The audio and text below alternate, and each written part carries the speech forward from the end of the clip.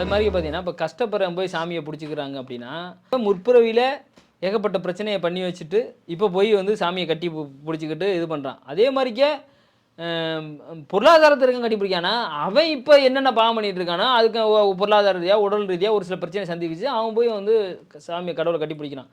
இது எல்லாமே கிரகத்து ரீதியாக தான் செயல்படுது. இவ்வளோ நவகிரகங்கள் தான் ஆட்டி படைக்குது.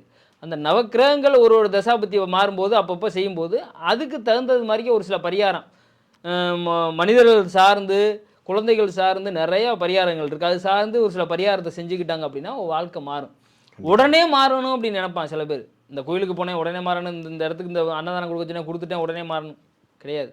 அந்த நேரம் வரைக்கும் ஒரு 6 மாதம் நடக்குதுன்னு வைங்களேன். அந்த 6 மாதம் முடிஞ்சதுக்கப்புறம் அடுத்து ஒரு குருபுத்தி நடக்குது, அடுத்து ஒரு சனி புத்தி வருது அப்படின்னா அதுக்கடுத்து வர புத்தி நல்லா இருக்குங்கிறது தான் எதார்த்தம். கண்டிப்பாக அது வரைக்கும் நம்ம வெயிட் பண்ணணும். இறைவன் வந்து பார்த்துக்கிட்டே இருப்பார். உனக்கான நேரம் வருது, அது வரைக்கும் நீ பொறுமையாக இருறா, உன்னோட வேலையை நீ செஞ்சுக்கிட்டே இரு.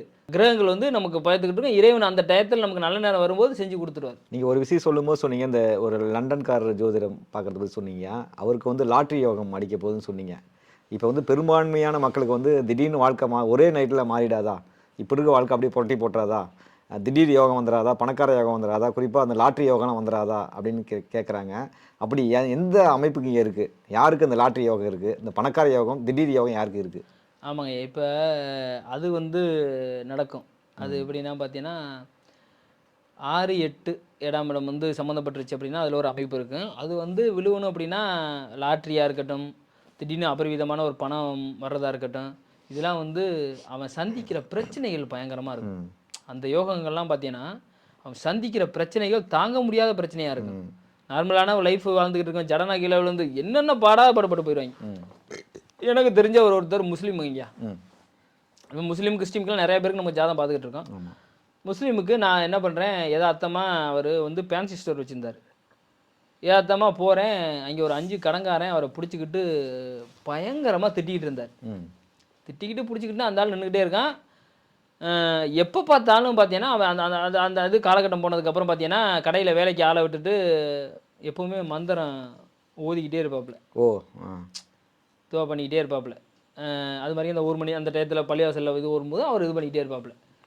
எப்போ கேட்டாலும் நான் வந்து பண்ணிகிட்டு இருக்கேங்க அப்படின்னு சொல்லிட்டு அந்த இறைவனை வந்து நம்பினார் வைங்களா. அப்போ என்ன பண்ணுறது, அந்த இறைவன் என்ன பண்ணுறாரு அப்படின்னா, நான் எதாவது தான் போகிறேன் 2 டைம் போகும்போது இது மாதிரி நடந்த உடனே ஏங்க ஜாதகம் பார்ப்பியலாங்க, இது வச்சிருக்கலாங்க அப்படின்னு நான் கேட்டேன். பார்ப்பங்கய்யா என்கிட்ட இருக்குது அப்படின்னு சொல்லிட்டு அவங்க அம்மா அப்போ அந்த காலத்தில் எழுதி இருந்திருக்காங்க. அவருக்கு நிறைய ஒரு 52 வயசு 53 வயசு இருக்கும். அப்போ அவர்கிட்ட பார்த்துட்டு திருடா பார்த்துட்டு சொல்லிவிட்டு, உனக்கு இந்த டயத்தில் லாட்ரி விழுக போகுது, அதிர்ஷ்டம் வரப்போகுது, அதுலேருந்து உன் லைஃப் வந்து டோட்டலாக சேஞ்ச் ஆகிரும் அப்படின்னு சொல்லிட்டு காசு வாங்கல ஒன்று. நம்ம சும்மா நான் போகிற வழியில் இவன் பற்ற வழியை பார்த்துட்டு தான் ஜாதகத்தை நம்புவியான்னு கேட்குறேன் நான். ஏன்னா சில பேர் நம்ப மாட்டாங்கல்ல. என்கிட்ட இருக்குங்க ஏன்னு எடுத்து கொடுக்குறோம், அந்த கடைக்குள்ள தான் வச்சுருக்கு அந்த ஆள். எடுத்து கொடுத்துட்டு நான் சொல்லிட்டு போட்டேங்க. சொல்லிவிட்டு 14 லட்ச ரூபா லாட்ரி விழுந்துச்சு. அதுக்கப்புறம் என்ன பண்ணுறாரு அப்படின்னா மலேசியன் லாட்ரி எழுதுறாரு. இங்கேருந்து நம்ம இந்தியாவிலேருந்து ஒரு ஆள் போடுறான் மலேசியா லாட்ரி. போட்டுட்டு மலேசியா லாட்ரி எழுதுறாரு. எழுதி விழுந்து ஒரு நாளைக்கு ஒரு 500 ரூபாய்க்கு எழுதுறது. இப்படி எழுதி இது பண்ணிட்டு இருந்தார். கரெக்டாக நான் சொன்ன தேதியில் ஃபஸ்ட்டு ஒரு 10 லட்சம், அதுக்கப்புறம் 4 லட்சம் வந்துட்டு அதை மட்டும் நம்ம சொல்கிறாரு. அப்படியே கடையெல்லாம் காலி பண்ணிட்டார். காலி பண்ணிட்டு இப்போ அடுத்த கட்டத்துக்கு அவர் வந்துட்டார். புரியுதா இல்லையா? இதுதான் அதோட கிரகத்தோட அமைப்பு. விழுவணும் அப்படின்னா அப்போ தான் நான் சொன்னேன், இந்த லாட்ரி விழுவதுக்கு முன்னாடி அவன் என்னென்ன சந்தித்த விஷயத்தப்பெல்லாம் சொன்னேன். இதெல்லாம் சந்திச்சியான்னு கேட்டேன். விபத்து, அசிங்கம், அவமானம், தலைமுறை வாழ்க்கை, ஏன்டா வாழ்கிறோம், கடங்கார வரும்போது ஒளிகிற, இது எல்லாம் சந்திச்சியா நீ அப்படின்னு கேட்டேன். ஆமாங்க ஏன் சந்திச்சிட்டேன். சரி ஓகே, இந்த காலகட்டம் இந்த டயத்துக்குள்ளேன்னு சொல்லிவிட்டு அந்த டயத்தை சொன்னேன். அந்த சொன்ன டயத்துக்குள்ளே 3 லட்சம் 14 லட்சம் விழுந்துச்சு. டோட்டலாக அவன் அந்த கடையை வந்து காலி பண்ணிவிட்டு அடுத்தது வேறு லைனுக்கு ஆள் மூவ் ஆகிட்டாப்புல. இதுதான் அந்த அமைப்பு. ஆனால் அதுக்கு இடையில் வலி உள்ள சந்திக்கிற வலிங்கிறது அதிகம் ஐயா. அது லாட்ரியும் விழுகும். ஒருத்தர் வந்து ஒரு 1 கோடி ரூபா பணத்தை வச்சுக்கிட்டு எனக்கு ஒரு வருஷம் சென்று கொடு, நீ ஏதோ ரொட்டேஷன் பண்ணிக்க அப்படின்னு சொல்கிற இதுவும் அதுவும் லாபம். இதுதான் இது மாதிரி ஒரு நிறைய அமைப்பு இருக்குங்க ஐயா. இது மாதிரி நிறையா ஜோதிடத்தில் இருக்குது. கண்டிப்பாக. இப்போ இந்த திடீர் யோகம் லாட்ரி யோகம்லாம் வாழ்க்கையில் வந்து வேதனையும் வலியும் சந்தித்தா மட்டும்தான் வருங்களா எப்படிங்கய்யா? இல்லை நல்ல காலத்தில் வந்து எல்லாமே அடுத்து வரதெல்லாம் இருக்குல்ல ஒவ்வொரு யோகமாக, அதேமாதிரி அமைப்பில் வராதா? இது வந்து பார்த்தீங்கன்னா ஏன்னா ஒரு நல்லது நடக்கிறதுக்கு அவன் ரொம்ப ரொம்ப தியாகங்கள் பண்ண வர வேண்டியது. அதுதான் இப்போ ஒருத்தன் எவ்வளோதெல்லாம் கஷ்டப்படுறானோ அவனுக்கு தான் பெரிய வாழ்க்கையெல்லாம் கிடைக்கும். நீங்கள் வந்து சாதாரணலாம் வந்து வேறு. அதாவது வந்து அந்த வலிங்கிறதே பயங்கரமாக இருக்கும், அதே அந்த வாழ்க்கையுமே பிரம்மாண்டமாக இருக்கும். ம். புரியுதா இல்லையா? இப்போ இன்னைக்கு வந்து எவனோட வாழ்க்கை வந்தாலும் சொல்லல, இப்போ அந்த வலி இருக்கணும் தான் வழி கிடைக்கும். அவ்வளவுதான் கிடைக்குன்னா அது வந்து அவ்வளோதான். ஒரு சாதாரண வாழ்க்கையிலேருந்து மிகப்பெரிய உயரத்துக்கு கொடுக்கறது, ஒரு புகழின் உச்சிக்கு கொண்டு போகிறது, பெரிய லெவலில் பணத்தை கொடுக்கறது, இது எல்லாமே பார்த்தீங்கன்னா அந்த அமைப்பு நடந்தால் தான் நடக்கும். அதுக்கு இடையில நீங்கள் என்ன தான் நீங்கள் இது பண்ணாலும் கிடைக்கும். மற்றபடி நார்மலானவே லைஃப் போகிறவனுக்கு வந்து பெருசாக கிடைக்காதுங்க ஐயா. நீங்கள் வந்து அது வந்து கிடைக்கிறதுக்கெலாம் வாய்ப்பு இல்லை. ஒன்று திடீர்னு பார்த்தீங்கன்னா ஒருத்தர் சொல்லிப்பாரு, லாட்ரி வந்து இங்கே ஒருத்தர் லாட்ரி சீட் வாங்கி வச்சுருந்தாராம். வாங்கி வச்சிருந்தவருக்கு எப்போவுமே அந்த நோட்டில் எழுதி வைப்பாராம், அந்த நம்பரை வாங்கிட்டு பண்ணிட்டு. அந்த விபரீத ராஜயோகம் எப்படி செயல்படும்? சில பேருக்கு தனக்கு விழுவும், சில பேருக்கு இன்னொருத்தருக்கு போய் அந்த விபரீதம் வந்து இவனுக்கு விபரீதம், அந்த லாட்டரி சீட்டை தொலைச்சி இன்னொருத்தருக்கு விழுவுது. அது மாதிரியே ஒருத்தர் எழுதி வச்சுக்கிட்டே இருந்திருக்காரு. அவர் என்ன பண்ணியிருக்காரு பார்த்தீங்கன்னா, ஒரு காலகட்டத்தில் பர்ஸில் வச்சவர் எங்கேயோ பர்ஸோட தொலைஞ்சு போச்சு. ஆனால் இந்த நம்பர் எழுதி வச்சுருந்துருக்காரு. இப்போ எழுதி வைக்கிற பழக்கம் இருக்குது, ஆனால் பர்ஸ் லாட்டரி சீட்டு வேணும்ல. அப்போ என்ன ஆயிடுச்சு அப்படின்னா, பரிசு இந்த எழுதி வச்ச நம்பர் வந்துடுச்சு, பார்த்தா பர்ஸ் தொலைஞ்சு போச்சு. இதை விபரீதம் இவருக்கு நடந்துருச்சு, தொலைஞ்சு போச்சு. ஆனால் அந்த இன்னொருத்தர் யாருக்கோ அந்த சீட்டு போய் பார்த்து ஏதோ கிடைச்சி அதை கொண்டே கொடுத்துருந்தா அவருக்கு தானே ராஜயோகம். அது மாதிரி அப்படி செயல்படும். புரியுதாலே? அப்போ அது வந்து எப்படின்னா பெரிய லெவலில் டெவலப் ஆயிடும். அந்த கிடைச்சிருக்கிறதும் யாருக்குன்னா சாதாரண ஆளுக்கு தான் கிடைச்சிருக்கும், மிகப்பெரிய இடத்துக்கு கொடுத்துருக்கும்.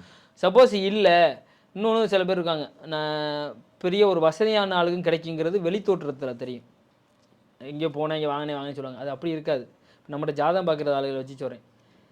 100 கோடி ரூபா சொத்து இருக்காள் நம்மளோட ஜாதகம் பார்க்குது, 100 கோடி ரூபா வர சொல்ல, அவன் எவ்வளோ பொருளாதார நெருக்கடியில் இருக்கான ஒரு ஜோதிடராக எனக்கு தெரியும், வெளியில் யாருக்கும் தெரியாது. புரியுதா? அப்போ அவன் என்ன பண்ணியிருப்பான், எப்படியாவது விட்டு மீள்றது இறைவான்னு இறைவனை கும்பிட்டுக்கிட்டே கிடந்திருப்பான். எப்படியாவது பண்ணி இந்த கடன்லேருந்து வெளியில் வந்துடுவேனா, இந்த கௌரவத்தை நான் மீட்டு எடுத்துடுவேனா அப்படின்னு அவனுக்குள்ள ஒரு வழி இருக்கும். ஆனால் வெளி தோற்றத்துக்கு என்ன சொல்லியிருப்பாங்க, அவனுக்கு என்ன, அவனுக்கு 100 கோடி ரூபா சொத்து இருக்குன்னு சொல்லியிருப்பாங்க. புரியுதா? சொத்து இருக்கு, ஆனால் சொத்து யார்கிட்ட என்ன இருக்குது, ஏன்னா அவ்வளோ பிரச்சனை இருக்கும். ஏன் வெளி தோற்றத்துக்கு அப்படி தெரியும். அப்போ அவனுக்கு ஒரு லாட்ரி விழுவுதுன்னு வைங்களேன், அது அதிர்ஷ்டம்தான். அப்படியும் இருக்குது. நீ வந்து இல்லாதவனுக்கு தான் விழுவும், இருக்கவனுக்கு அதெல்லாம் கிடையாது. ஆனால் அந்த இருக்கிறப்பட்டவனு வெளி தோற்றத்துக்கு இருக்கப்பட்டவன், உள் தோற்றத்துக்கு அவன் இல்லாதப்பட்டவன் தான்.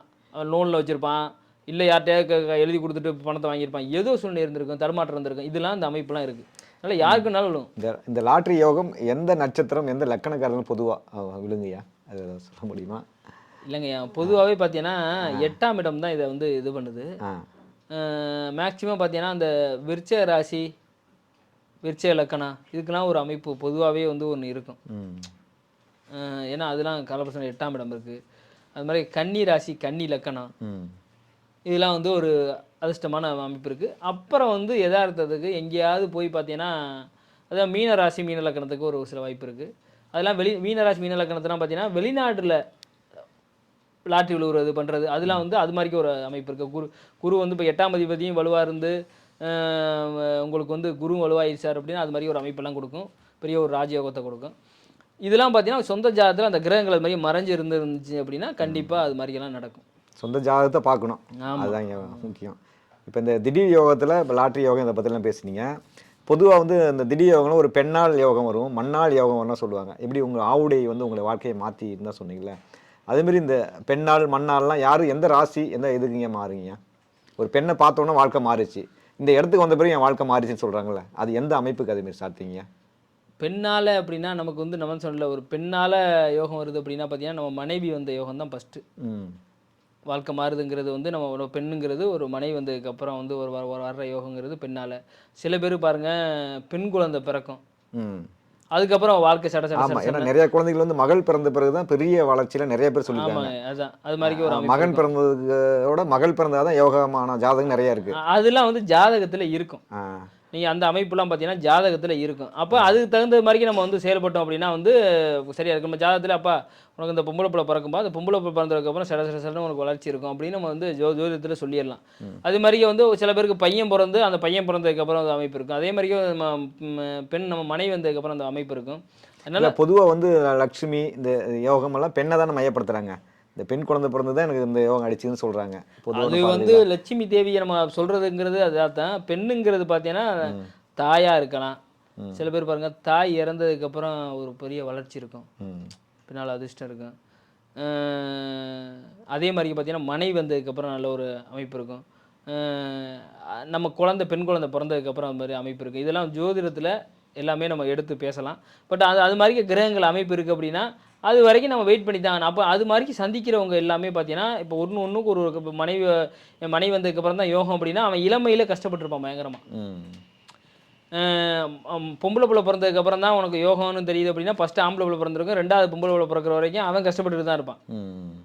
இப்போ அது வரைக்கும் நம்ம பொறுமையாக இருந்து தானே ஆகணும். அவரை பார்ப்போம். அவன் அது மாதிரிக்கெல்லாம் ஒரு யோகம் வரும். தனக்குன்னு ஒரு யோகம் வரணுங்க மெயினாக. கண்டிப்பாக. சில இது நான் கேள்விப்பட்டிருக்கேன். தந்தை மரணத்துக்கு பிறகு தான் ஒரு யோகமாக இருக்கும், வாழ்க்கை அமையும் மகனுக்கு அப்படின்லாம் இருக்குது. அதேமாரி அமைப்பு இருக்குங்களா? அதுதான் இப்போ எல்லா தாயின்னு சொல்லும்போது தந்தைன்னு அது எந்த ராசி எந்த நட்சத்திரம் குறிப்பிட்டேன்னா இல்லை அதெல்லாம் இல்லை. நம்ம சொந்த ஜாதகத்தில் சொந்த ஜாதகம் தான் பேசுவோம். பொதுவான அமைப்பு இருக்காது. பொதுவாலாம் இல்லை. அதாவது எல்லாருக்கும் நல்லது இருக்குது கெட்டது இருக்குது. இது எல்லாமே பார்த்தீங்கன்னா சொந்த ஜாதகத்தில் எப்படி இருக்கோ, தசாபதி எப்படி போகுது என்ன போகுது, அந்த கிரகங்கள் வந்து 9ஆம் அதிபதி எங்கே இருக்கார் எப்படி இருக்கார், அது எந்த புகழுக்கு கொண்டு போகுது அப்படிங்கிறதெல்லாம் சொந்த ஜாதகத்தில் பார்த்தா தான் வந்து நம்மளால் அதை வந்து அனலைஸ் பண்ண முடியும். நம்ம பொதுவாகவே சென்ட்ரலாக இப்போ பார்த்தீங்கன்னா இப்போ புதையல் யோகத்துக்கே விருச்ச இலக்கணத்தை சொல்கிறோம். சப்போஸ் அதே வந்து பார்த்தீங்கன்னா மேச ராசிக்கு விழுவும், அதே மாதிரிக்கே மிதுன ராசிக்கு விழுவும் லாட்ரி யோகம், அதெல்லாம் இருக்குல்ல.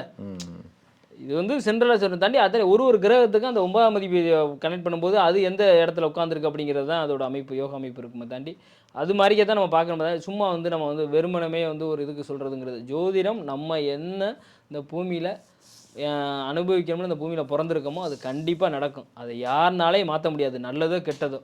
அது வரைக்கும் நம்ம வந்து பொறுமையாக இருந்துக்கலாம். சில பேருக்குலாம் வந்து உடனே நடக்கணும் ஃபீல் பண்ணுற மனித பிறவி வந்து நமக்கு உடனே நடக்கணும் தான் நம்ம வந்து இறைவனை அதிகமாக தேடுறோம். பட் இருந்தாலும் அந்த காலகட்டம் வர வரைக்கும் இறைவனே அமைதியாக தான் இருப்பார்.